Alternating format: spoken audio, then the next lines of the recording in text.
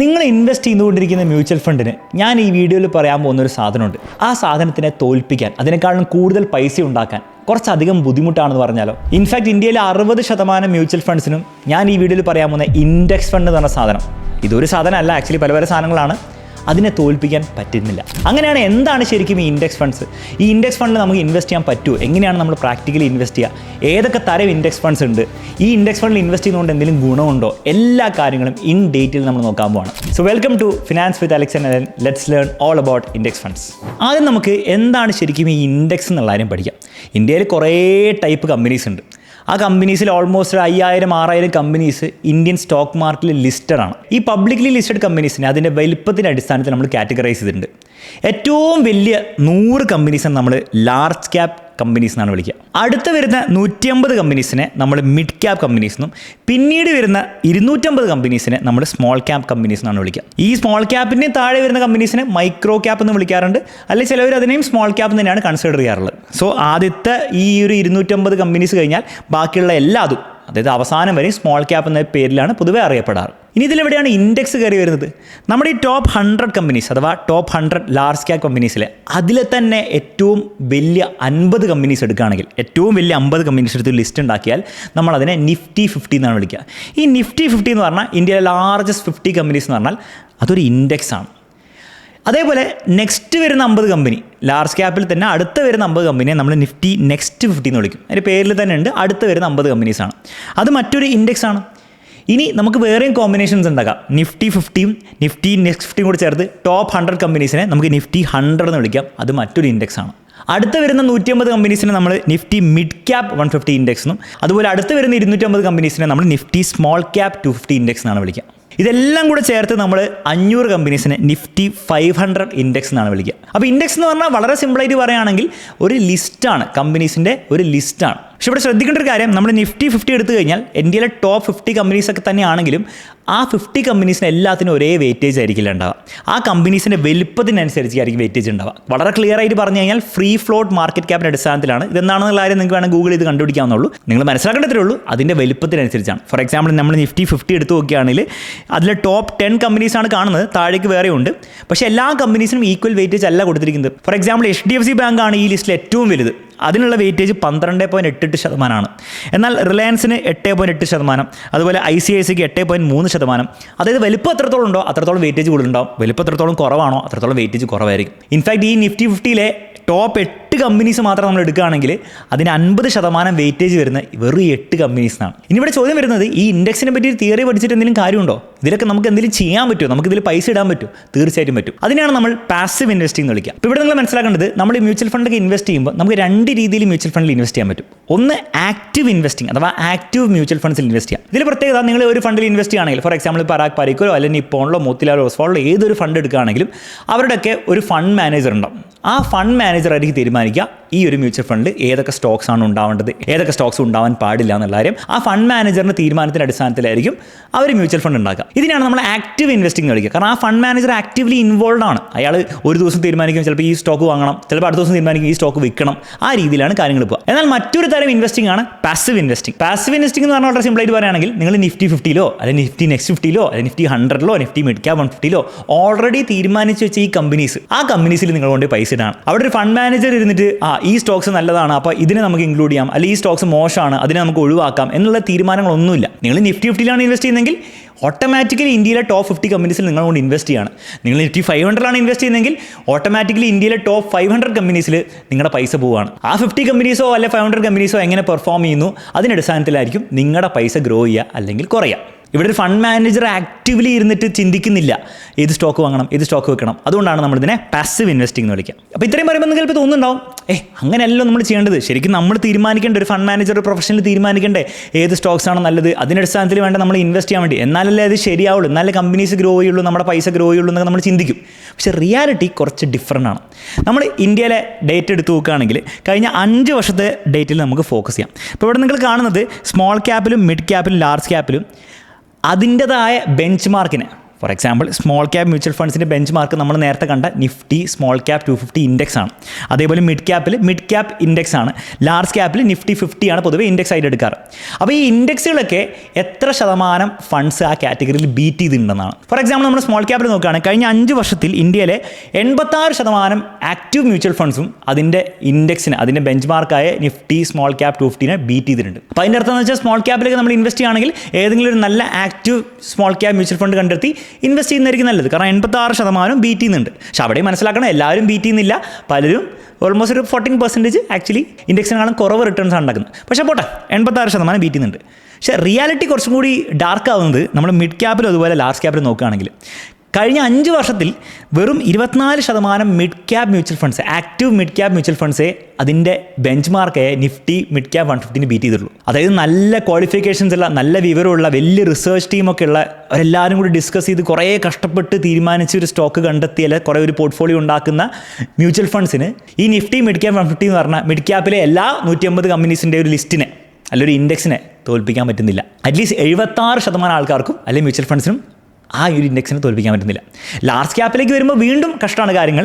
വെറും 11% large cap active mutual ഫണ്ട്സിനെ അതിന് bench മാർക്കായ നിഫ്റ്റി 15 അഥവാ നിഫ്റ്റി 100 തോൽപ്പിക്കാൻ പറ്റുന്നുള്ളൂ. അപ്പോൾ ഈ പറഞ്ഞ കാര്യം കുറച്ച് കൗണ്ടർ ഇൻറ്റ്യൂട്ടീവ് ആണ്. കാരണം നമ്മൾ വിചാരിക്കുക ആക്റ്റീവ് മ്യൂച്വൽ ഫണ്ട്സിന് കുറച്ചും കൂടി റിട്ടേൺസ് ഉണ്ടാക്കാൻ പറ്റും, ഈ ഇൻഡെക്സിനൊക്കെ എളുപ്പത്തിൽ ബീറ്റ് ചെയ്യാൻ പറ്റുന്നതാണ്. പക്ഷേ വളരെ ഡംബായി തോന്നുന്നത് അല്ലേ, വെറും 50 കമ്പനീസ് അല്ലെ 500 കമ്പനീസ് അല്ലെ വാട്ടെവർ ഒരു ലിസ്റ്റിന് ഇവരൊക്കെ തോൽപ്പിക്കാൻ പറ്റും എന്നുള്ള കാര്യം കുറച്ച് കൗണ്ടർ ഇൻറ്റ്യൂട്ടീവ് ആയിട്ടുള്ള കാര്യമാണ്. പക്ഷേ ഇതാണ് റിയാലിറ്റി. നമ്മുടെ ഇന്ത്യക്കാരെടുത്ത് നോക്കുകയാണെങ്കിൽ കഴിഞ്ഞ കുറച്ച് വർഷങ്ങളായിട്ട് പാസീവ് ഇൻവെസ്റ്റിങ്ങിനോട് ആൾക്കാർ കുറച്ച് ഇഷ്ടം കൂടി വരുന്നുണ്ട്. പക്ഷേ നമ്മൾ അമേരിക്ക പോലത്തെ കൺട്രീസൊക്കെ നോക്കുകയാണെങ്കിൽ ഓൾറെഡി അവിടെ ആക്റ്റീവ് മ്യൂച്വൽ ഫണ്ട്സിനെക്കാളും ആൾക്കാർ കൂടുതൽ ഇൻവെസ്റ്റ് ചെയ്യുന്ന പാസീവ് മ്യൂച്വൽ ഫണ്ട്സിലാണ്. ഈ ഒരു ട്രെൻഡ് കണ്ടിന്യൂ ചെയ്തുകൊണ്ടിരിക്കുന്നുള്ളൂ. അതായത് ഏത് കൺട്രീസിൽ നമ്മൾ എടുത്തു നോക്കുകയാണെങ്കിൽ പാസീവ് മ്യൂച്വൽ ഫണ്ട്സ് ആണ് ഗ്രോ ചെയ്യുന്നത്. അതിൻ്റെ ബേസിക് കാരണം ഈ ഒരു പെർഫോമൻസ് തന്നെയാണ്. അതായത് പല ആക്റ്റീവ് മ്യൂച്വൽ ഫണ്ട്സിനും ഈ ഇൻഡെക്സിനെ ബീറ്റ് ചെയ്യാൻ ബുദ്ധിമുട്ടാണ്. ഇനി ഇതിന് മറ്റൊരു കാരണം എന്താ വെച്ച് കഴിഞ്ഞാൽ ഇതിനൊരു കൃത്യമായ ലോജിക്കും ഉണ്ട്. ഈ ഇൻഡെക്സ് എന്ന് പറഞ്ഞാൽ നമ്മൾ വിചാരിക്കുന്നതാണ് വെറും ഒരു ബോറിംഗ് ലിസ്റ്റാണ്, ഈ ബോറിംഗ് ലിസ്റ്റിനൊക്കെ തോൽപ്പിക്കാനൊക്കെ ആക്ച്വലി എളുപ്പമാവേണ്ടതെന്നാണ്. പക്ഷേ ആക്ച്വലി എളുപ്പമല്ല. കാരണം ഇതൊരു ബോറിംഗ് ലിസ്റ്റ് അല്ല, ഇതൊരു ഭയങ്കര ഡൈനാമിക് ആയ ലിസ്റ്റാണ്. ഒന്നാമത് എല്ലാ കമ്പനീസിനും ഒരേ വെയിറ്റേജ് അല്ല. കമ്പനി എത്രത്തോളം വലുതാണോ അത്രത്തോളം വെയിറ്റേജ് കൂടുതലായിരിക്കും. മാത്രമല്ല ഇതിലെ രസകരമായുള്ള കാര്യം, ഈ HDFC ബാങ്ക് ഫോർ എക്സാമ്പിൾ ഇനിയും വലുതായിക്കൊണ്ടിരിക്കുകയാണ്. അതിൻ്റെ പ്രൈസ് ഇനിയും കൂടിക്കൊണ്ടിരിക്കുകയാണെങ്കിൽ അതിൻ്റെ വെയിറ്റേജ് ഇനിയും കൂടും. ഒബ്വിയസ്ലി നിങ്ങൾ നിഫ്റ്റി 50 ഇൻവെസ്റ്റ് ചെയ്തിട്ടുണ്ടെങ്കിൽ അതിൻ്റെ റിട്ടേൺസും കൂടാൻ ചാൻസ് ഉണ്ട്. നേരെ മറിച്ച് ഇൻഫോസിസ് നാളെ തീരെ പെർഫോം ചെയ്യുന്നില്ല, ഭയങ്കര മോശമായിട്ടാണ് പെർഫോം ചെയ്യുന്നതെങ്കിൽ ഇതിൻ്റെ വെയിറ്റേജ് കുറഞ്ഞു വരും എന്ന് മാത്രമല്ല, കുറച്ച് കഴിയുമ്പോൾ തീരെ അത് പെർഫോം ചെയ്തുകൊണ്ടിരിക്കുന്നില്ലെങ്കിൽ നിഫ്റ്റി 50 അത് പുറത്താവുകയും ചെയ്യും. അതായത് നല്ല നല്ല സ്റ്റോക്സിനെ, നന്നായിട്ട് പെർഫോം ചെയ്യുന്ന സ്റ്റോക്സിനെ കൂടുതൽ റിവാർഡ് ചെയ്യുകയും എന്നാൽ നന്നായിട്ട് പെർഫോം ചെയ്യാത്ത വളരെ മോശം സ്റ്റോക്സിനെ ആക്ച്വലി പുറത്താക്കുകയും ചെയ്യുന്ന ഒരു ഡൈനാമിക് ആയുള്ള ലിസ്റ്റാണ് നിഫ്റ്റി 50 എന്ന് പറഞ്ഞാൽ. അതുകൊണ്ട് തന്നെയാണ് മ്യൂച്വൽ ഫണ്ട് മാനേജേഴ്സിന് ഈ ഒരു ഇൻഡെക്സിനെ നിഫ്റ്റി 50 ആയിക്കോട്ടെ, നിഫ്റ്റി 100 ആയിക്കോട്ടെ, മിഡ് ക്യാപ്പ് ആയിക്കോട്ടെ, സ്മോൾ ക്യാപ്പ് ആയിക്കോട്ടെ, ഏതിനെയും ബീറ്റ് ചെയ്യാൻ ബുദ്ധിമുട്ട് കൂടുതൽ. ഇനി നമുക്ക് കുറച്ച് എക്സാക്ട് റിട്ടേൺ നമ്പേഴ്സ് നോക്കാം. നമ്മൾ ലാർജ് ക്യാപ്പ് കാറ്റഗറി എടുക്കുകയാണെങ്കിൽ അവിടുത്തെ ഒരു മെയിൻ ഇൻഡെക്സ് ഫണ്ടാണ് നിഫ്റ്റി 50. നിഫ്റ്റി നെക്സ്റ്റ് 50യും നിഫ്റ്റി 100 ഒക്കെ ഇതിൽ പെടുന്നതാണ്. പക്ഷേ ഏറ്റവും പോപ്പുലർ നിഫ്റ്റി 50 ആണ്. അതിൽ നമ്മൾ 5 ഇയർ റിട്ടേൺ നോക്കുകയാണെങ്കിൽ ലാസ്റ്റ് 5 ഇയർ നോക്കുകയാണെങ്കിൽ 22.3% ആണ്. പല ആക്റ്റീവ് ലാർജ് ക്യാപ്പ് മ്യൂച്വൽ ഫണ്ട്സും ഇതിനേക്കാളും താഴെ റിട്ടേൺസ് ആണ് ഉണ്ടാക്കിയിരിക്കുന്നത്. അപ്പോൾ അതുകൊണ്ട് തന്നെയാണ് ഇത് ഭയങ്കര പോപ്പുലറായി വരുന്നത്. സിൻസ് ഇൻസെപ്ഷൻ നോക്കുകയാണെങ്കിൽ 1995 മുതൽ നോക്കുകയാണെങ്കിൽ ഇതാണ് റിട്ടേൺ വരുന്നത്. പല ലാർജ് ക്യാപ്പ് ഫണ്ട്സും കഴിഞ്ഞ 10 വർഷത്തിലായിക്കോട്ടെ 15 വർഷത്തിലായിക്കോട്ടെ ഇതുപോലത്തെ റിട്ടേൺസ് ഒക്കെ ഉണ്ടാക്കാൻ ഭയങ്കര സ്ട്രഗിൾ ചെയ്യും. അവിടെയാണ് വളരെ ഈസി ആയിട്ട് നിഫ്റ്റി 50 ഇതുപോലത്തെ റിട്ടേൺസ് ഉണ്ടാക്കുന്നത്. മിഡ് ക്യാപ്പിൽ നോക്കുകയാണെങ്കിലും ഗംഭീരമായുള്ള റിട്ടേൺസ് ആണ്. അതുപോലെ സ്മോൾ ക്യാപ്പിൽ നോക്കുകയാണെങ്കിലും ഗംഭീരമായ റിട്ടേൺസ് ആണ്. ഇത് എത്രത്തോളം നല്ലതാണെന്ന് മനസ്സിലാക്കണമെങ്കിൽ നിങ്ങൾ ഏതെങ്കിലും ആക്റ്റീവ് മ്യൂച്വൽ ഫണ്ട്സ്, ഈ കാറ്റഗറിയിൽ വരുന്ന ആക്റ്റീവ് മ്യൂച്വൽ ഫണ്ട്സ് എടുത്തിട്ട് ഈ റിട്ടേൺസ് ആയിരുന്നു കമ്പയർ ചെയ്യുക. ഒരുപക്ഷെ നിങ്ങൾ ഏതെങ്കിലും മിഡ് ക്യാപ്പ് ഫണ്ട് നോക്കുകയാണ്, അത് ഗംഭീര റിട്ടേൺസ് ഉണ്ടാക്കി 32% റിട്ടേൺസ് ഒക്കെ ഉണ്ടാക്കിയിട്ടുണ്ടാവും. പക്ഷേ നമ്മുടെ നിഫ്റ്റി മിഡ് ക്യാപ്പ് 150 കമ്പയർ ചെയ്യുകയാണെങ്കിൽ അത് ഭയങ്കര കുറവാണ് ആക്ച്വലി. കാരണം നിങ്ങൾ മിക്ക സമയത്തും വളരെ കൂടുതൽ എക്സ്പെൻസ് റേഷ്യോ 0.6 അല്ലെ 0.7 അല്ലെ 0.8 ചിലപ്പോൾ 1% മുകളിലൊക്കെ എക്സ്പെൻസ് റേഷ്യോ കൊടുത്തിട്ടാണ് ആ ഒരു ആക്റ്റീവ് മിഡ് ക്യാപ്പ് മ്യൂച്വൽ ഫണ്ടിൽ പൈസ ഇടുന്നുണ്ടാവുക. എന്നാൽ വളരെ കുറച്ച് എക്സ്പെൻസ് റേഷ്യോ ആയിരിക്കും ഈ ഒരു ഇൻഡെക്സ് ഫണ്ട്, ഏത് ഇൻഡെക്സ് ഫണ്ട് എടുത്താലും വരാൻ പോകുന്നത്. മേ ബി ഒരു 0.2%, ഒരു 0.3% ആ ഒരു ലെവലിലൊക്കെ മിക്ക സമയത്ത് ഉണ്ടാവുള്ളൂ. കാരണം ഇവിടെ ഒരു ഫണ്ട് മാനേജർ ഇന്ന് സെലക്ട് ഒന്നും ചെയ്യേണ്ട ആവശ്യമില്ല. അപ്പോൾ ആ വളരെ കുറവ് എക്സ്പെൻസ് റേഷ്യോയിൽ മിക്ക സമയത്തും നിങ്ങളുടെ ആക്റ്റീവ് മ്യൂച്വൽ ഫണ്ടിനെ ഈ ഒരു നിഫ്റ്റി മിഡ് ക്യാപ്പ് 150 അല്ലെങ്കിൽ നിഫ്റ്റി സ്മോൾ ക്യാപ്പ് 50 ഒക്കെ ഈസിലി തോൽപ്പിക്കുന്നുണ്ടാവും. അപ്പോൾ ആ ഒരു കാര്യം നിങ്ങൾ ഓൾറെഡി ഓൺ ചെയ്യുന്ന മ്യൂച്വൽ ഫണ്ട്സോ അല്ലെങ്കിൽ നിങ്ങൾ ട്രാക്ക് ചെയ്യുന്ന ഏതെങ്കിലും മ്യൂച്വൽ ഫണ്ട്സ് ഉണ്ടെങ്കിൽ നോക്കുമ്പോൾ മനസ്സിലാവും ഈ ഒരു ഇൻഡെക്സ് ഫണ്ടായിരിക്കും അതിനേക്കാൾ എത്രയോ ഭേദം. അപ്പോൾ അങ്ങനെയാണ് അടുത്ത ചോദ്യം വരുന്നത്, നമുക്ക് ഈ ഇൻഡെക്സ് ഫണ്ട്സിൽ എങ്ങനെയാണ് ഇൻവെസ്റ്റ് ചെയ്യാൻ പറ്റുക? ഇൻഡെക്സ് ഫണ്ട്സിൽ ഇൻവെസ്റ്റ് ചെയ്യാൻ വളരെ സിമ്പിളാണ്. അതിൽ 2 രീതികളുണ്ടെന്നുള്ള കാര്യം മനസ്സിലാക്കുക. ഒന്ന്, ഇൻഡെക്സ് ഫണ്ട് ബേസ്ഡ് ആയിട്ടുള്ള മ്യൂച്വൽ ഫണ്ട്സും ഉണ്ട്. ഫോർ എക്സാമ്പിൾ നിഫ്റ്റി 50യുടെ മിക്ക മ്യൂച്വൽ ഫണ്ട് കമ്പനീസും അവരുടേതായ ഇൻഡെക്സ് ഫണ്ട്സ് ലോഞ്ച് ചെയ്തിട്ടുണ്ട്. UTI ആയിക്കോട്ടെ, ടാറ്റ ആയിക്കോട്ടെ, HDFC ആയിക്കോട്ടെ, എല്ലാവർക്കും നിഫ്റ്റി 50 ഉണ്ട്, നിഫ്റ്റി 100 ഉണ്ടാവും, നിഫ്റ്റി മിഡ് ക്യാപ്പിന് ഉണ്ടാവും. അപ്പോൾ ഇഷ്ടംപോലെ AMCസിൽ അഥവാ കമ്പനീസിൻ്റെ ഈ മ്യൂച്വൽ ഫണ്ട്സ് തന്നെ കിട്ടും. അപ്പോൾ മ്യൂച്വൽ ഫണ്ട്സും ഇൻഡെക്സ് ഫണ്ട്സും സെപ്പറേറ്റ് ആകാൻ വിചാരിക്കരുത്. മ്യൂച്വൽ ഫണ്ട്സ് എന്ന് പറഞ്ഞാൽ ബ്രോഡ് കാറ്റഗറിയിൽ 2 ടൈപ്പ് ഓഫ് ഫണ്ട്സ് ആണ്. ഒന്ന് നമ്മുടെ പാസീവ് ഫണ്ട്സായ ഇൻഡെക്സ് ഫണ്ട്സ്, പിന്നെ ആക്റ്റീവ്ലി മാനേജ്ഡ് ആയിട്ടുള്ള ഫണ്ട്സ് ആയിട്ടുള്ള നമ്മൾ റെഗുലർലി നമ്മൾ ഡിസ്കസ് ചെയ്യുന്ന അല്ലെങ്കിൽ കേൾക്കുന്ന ഫണ്ട്സ്. അപ്പോൾ ഈ മ്യൂച്വൽ ഫണ്ട് റൂട്ടിലൂടെ നമുക്ക് എന്ത് ചെയ്യാം, ഈ ഇൻഡെക്സിൽ അഥവാ ഇൻഡെക്സ് ഫണ്ട്സിൽ ഇൻവെസ്റ്റ് ചെയ്യാവുന്നതാണ്. മറ്റൊരു റൂട്ടാണ് നമുക്ക് സ്റ്റോക്സ് പോലെ നമുക്ക് എന്ത് ചെയ്യാം, ഇൻഡെക്സിനെ ഇങ്ങനെ ഓൺ ചെയ്യാൻ പറ്റും. സ്റ്റോക്സ് പോലെ നമുക്ക് വാങ്ങിയും വിൽക്കുകയൊക്കെ ചെയ്യാൻ പറ്റും. അതിനാണ് നമ്മൾ ഇൻഡെക്സ് ETF എന്ന് വിളിക്കാം. അപ്പോൾ പൊതുവേ നമ്മളിവിടെ ലോങ് ടേമിൽ ഇൻവെസ്റ്റ് ചെയ്യുകയാണെങ്കിൽ ഇൻഡെക്സ് ഫണ്ട്സിൽ തന്നെ ഇൻവെസ്റ്റ് ചെയ്യായിരിക്കും നല്ലത്. പക്ഷേ ഷോർട്ട് ടേമിലേക്ക് നിങ്ങൾ ട്രേഡൊക്കെ ചെയ്യുകയാണെങ്കിൽ ETF-ൽ ഇൻവെസ്റ്റ് ചെയ്യുന്നതിൽ ചെറിയ അഡ്വാൻറ്റേജ് ഉണ്ട്. അതിലൊരു അഡ്വാൻറ്റേജ് എന്ന് വെച്ചാൽ നിങ്ങൾക്ക് ETF എപ്പോഴും വാങ്ങുകയോ വിൽക്കുകയോ ചെയ്യാം. ഫോർ എക്സാമ്പിൾ നിങ്ങൾക്ക് ഇന്ന് വാങ്ങിയിട്ട് ഇന്ന് തന്നെ വിൽക്കണമെങ്കിൽ അത് ഭയങ്കര ഈസി ആയിരിക്കും. ഇൻഡെക്സ് ഫണ്ട്സൊക്കെ നമ്മൾ റിയൽ ടൈമിൽ അങ്ങനെ വാങ്ങി വിൽക്കാനൊക്കെ ബുദ്ധിമുട്ടാണ്. നിങ്ങൾ വാങ്ങിക്കഴിഞ്ഞാൽ പിന്നെ 2 ദിവസം കഴിയുമ്പോഴായിരിക്കും നിങ്ങൾക്ക് കിട്ടുക. അത് കഴിഞ്ഞിട്ട് നിങ്ങൾക്ക് 2-3 ദിവസം കഴിയുമ്പോഴായിരിക്കും അത് ആക്ച്വലി വിറ്റ് നിങ്ങളുടെ പൈസ നിങ്ങളുടെ കയ്യിൽ വരിക.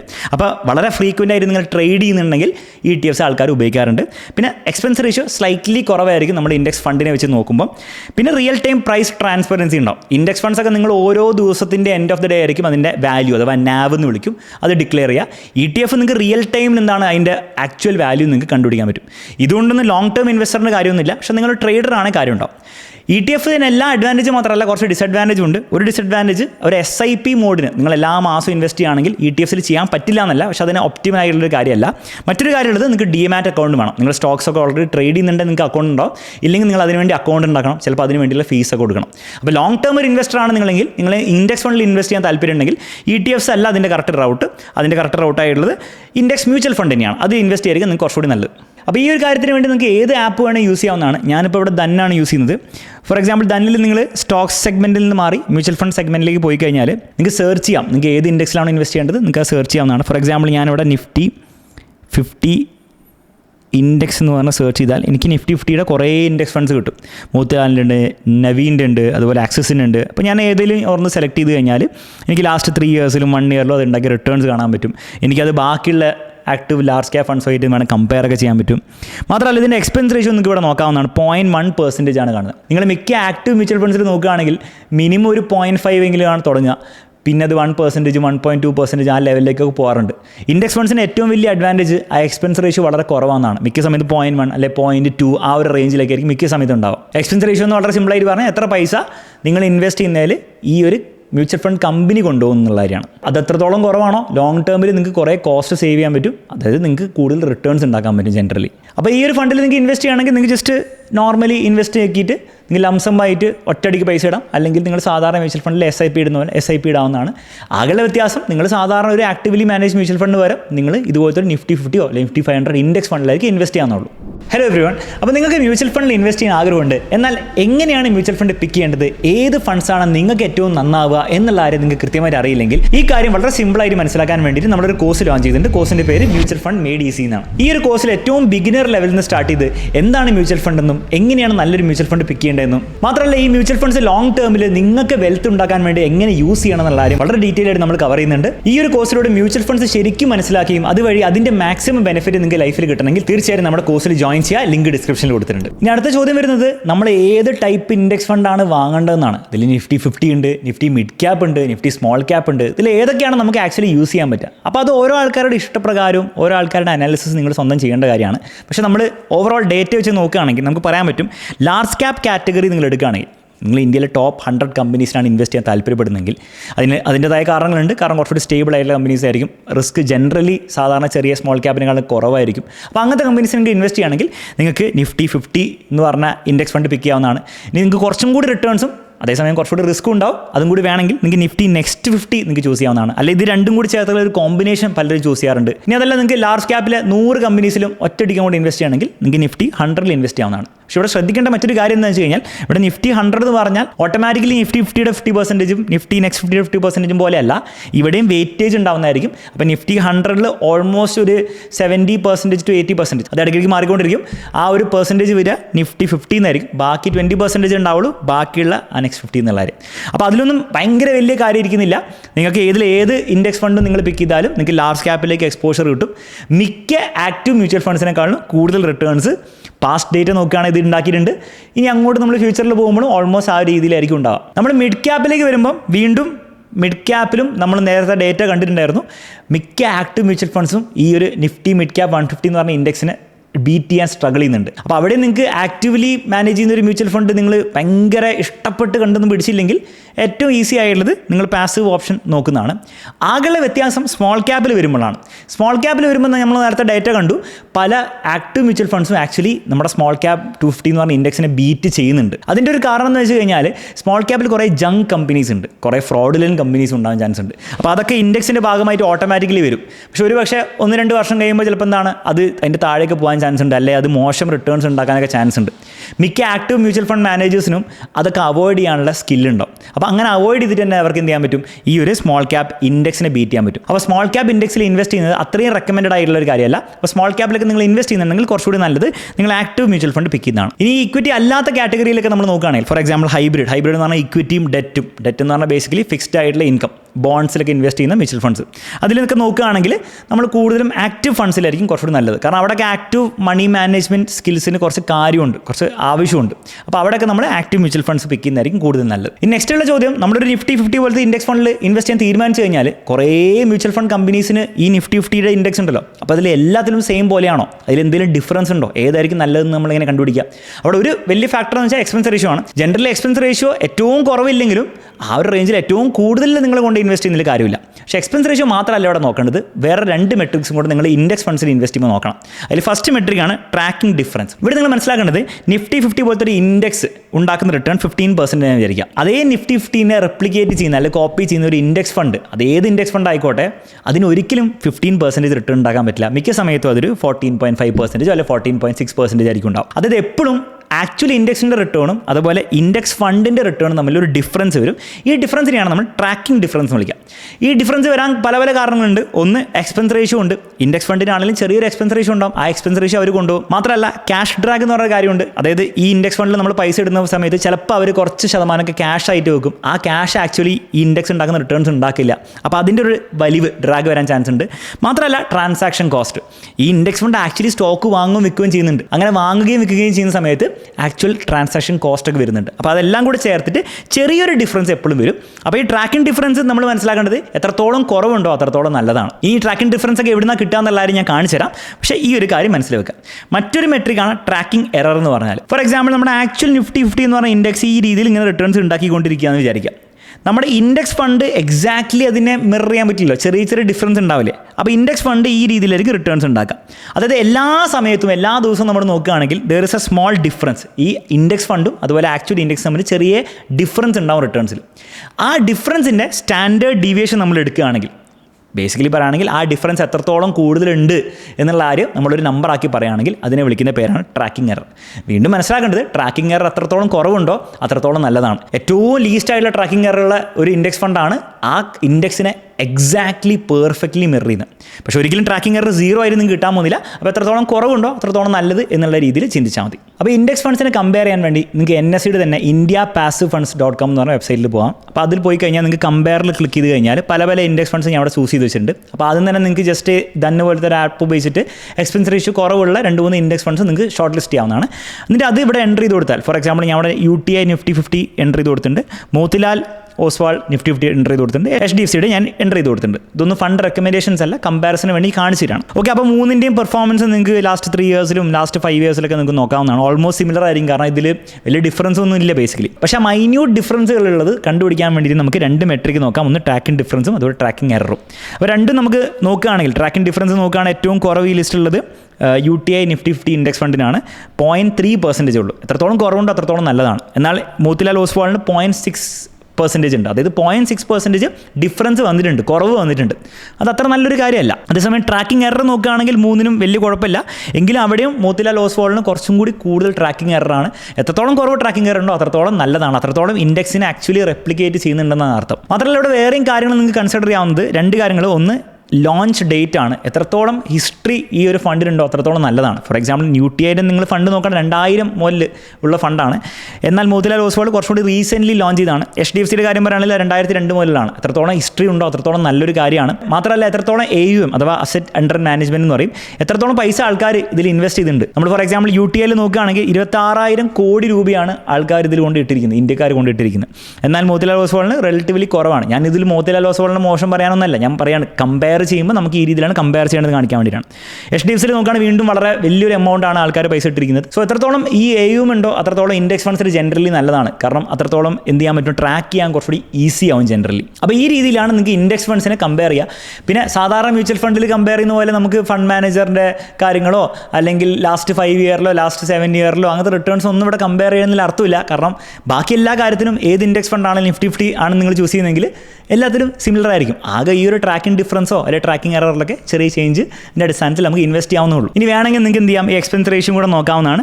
എക്സ്പെൻസ് റേഷ്യോ ഏറ്റവും കുറവുള്ളതും കൂടെ നിങ്ങൾക്ക് ആ ഒരു കാര്യം കൺസിഡർ ചെയ്തിട്ട് നിങ്ങൾക്ക് ഇൻവെസ്റ്റ് ചെയ്യാവുന്നതാണ്. അതല്ലാതെ ഇവിടെ വേറെ കുറേ ക്രൈറ്റീരിയാസ് നോക്കേണ്ട ആവശ്യമില്ല. അതാണ് ഇൻഡെക്സ് ഫണ്ട് ഏറ്റവും വലിയ ഗുണം. ഇനി മറ്റൊരു കാര്യമുള്ളത്, ഞാൻ ഓൾറെഡി ഈ വീഡിയോയിൽ Nifty 50, Nifty Next 50, Nifty 100, Nifty Mid Cap കുറച്ച് ഇൻഡെക്സിൻ്റെ പേരൊക്കെ പറഞ്ഞു. ഇതൊക്കെയാണ് ഏറ്റവും പോപ്പുലർ ആയിട്ടുള്ള ഇൻഡെക്സുകൾ. ഇനി ഇതല്ലാതെ വേറെ പല ടൈപ്പ് ഇൻഡെക്സുകളും അതിൻ്റെ ഇൻഡെക്സ് ഫണ്ടൊക്കെ ഉണ്ട്. അതിനെപ്പറ്റി കൂടുതൽ അറിയാൻ ആഗ്രഹമുണ്ടെങ്കിൽ നിങ്ങൾക്ക് niftyindices.com പോയിട്ട് ഇൻഡൈസസിൽ പോയി കഴിഞ്ഞാൽ ബ്രോഡ് ബേസ് ഇൻഡൈസസ് ഇഷ്ടംപോലെ നമ്മൾ പറഞ്ഞ കുറേ കാര്യങ്ങളുണ്ട്, അല്ലാത്തതുകൊണ്ട്. ഇനി സെക്ടറൽ ഇൻഡൈസസ് ഉണ്ട്, അതിൻ്റെ മ്യൂച്വൽ ഫണ്ടും ഉണ്ട്. നിങ്ങൾക്ക് സെക്ടറിൽ ഇൻവെസ്റ്റ് ചെയ്യുകയാണെങ്കിൽ തിമാറ്റിക് ഉണ്ട്, സ്ട്രാറ്റജി ഉണ്ട്, അങ്ങനെ പല ടൈപ്പ് ഇൻഡെക്സ് ഫണ്ട്സുകളുണ്ട്. ഇതിൽ ഇമ്പോർട്ടൻ്റ് ആയിട്ടുള്ള ഇൻഡെക്സ് ഫണ്ട്സ് ഏതൊക്കെയാണെന്നുള്ള കാര്യം നമ്മുടെ ഈ വീഡിയോയിൽ പറയാത്ത കാര്യങ്ങൾ നമ്മൾ ഇനിയും വീഡിയോസ് ഉണ്ടാക്കുന്നതായിരിക്കും, ഈ ഒരു ഇൻഡെക്സ് ഫണ്ട് സീരീസ് പോലെ. അപ്പോൾ അതിൽ നമ്മൾ ഡിസ്കസ് ചെയ്യുന്നതായിരിക്കും. പക്ഷേ വളരെ ബേസിക് ആയിട്ട് വളരെ പോപ്പുലർ ആയിട്ടുള്ള ഇൻഡെക്സ് ഫണ്ട്സ് ആണ് ഞാൻ ഈ വീഡിയോയിൽ ഓൾറെഡി കവർ ചെയ്തത്. ഇനി അവസാനം ഇവിടെ ചോദ്യം ബാക്കി നിൽക്കുന്നത്, അങ്ങനെയാണെങ്കിൽ ഈ പാസീവ് ഇൻവെസ്റ്റിംഗ് ഇൻഡെക്സ് ഫണ്ടിലൂടെ ഇൻവെസ്റ്റ് ചെയ്യുന്നതാണോ അല്ല ആക്റ്റീവ് മ്യൂച്വൽ ഫണ്ടിലേക്ക് ഇൻവെസ്റ്റ് ചെയ്യുന്നതാണോ കൂടുതൽ നല്ലത്? ഇവിടെ കൂടുതൽ നല്ലത് എന്നുള്ള ഒരു കാര്യമില്ല. ഒബ്വിയസ്ലി ഡേറ്റ നിങ്ങൾ ഓൾറെഡി കണ്ടു. മറ്റൊരു കാര്യം ഇവിടെ വരുന്നത്, നിങ്ങൾക്ക് ഒരു ആക്റ്റീവ് മ്യൂച്വൽ ഫണ്ട് തപ്പിപ്പിടിച്ച് അതിൻ്റെ ഫണ്ട് മാനേജറിനെ ട്രാക്ക് ചെയ്ത് അതിൻ്റെ റിട്ടേൺസും കാര്യങ്ങൾ ട്രാക്ക് ചെയ്ത് നിങ്ങൾക്ക് അതിലൊരു കൺവിക്ഷൻ തോന്നുന്നുണ്ടെങ്കിൽ, നിങ്ങൾക്ക് ആ ഒരു മ്യൂച്വൽ ഫണ്ടിൽ ഒരു വിശ്വാസം തോന്നുന്നുണ്ട്, ഒരു കൺവിക്ഷൻ തോന്നുന്നുണ്ടെങ്കിൽ മേ ബി ആ ഒരു ആക്റ്റീവ് മ്യൂച്വൽ ഫണ്ടിൽ ഇൻവെസ്റ്റ് ചെയ്യുന്നതായിരിക്കും നിങ്ങൾക്ക് കുറച്ചുകൂടി നല്ലത്. നേരെ മറിച്ച് നിങ്ങൾക്ക് ആക്റ്റീവ് മ്യൂച്വൽ ഫണ്ടിൻ്റെ ഫണ്ട് മാനേജേഴ്സും അതിൻ്റെ കുറേ മെട്രിക്സും ഒക്കെ കമ്പയർ ചെയ്ത് കണ്ടുപിടിക്കാൻ ബുദ്ധിമുട്ടാണ്.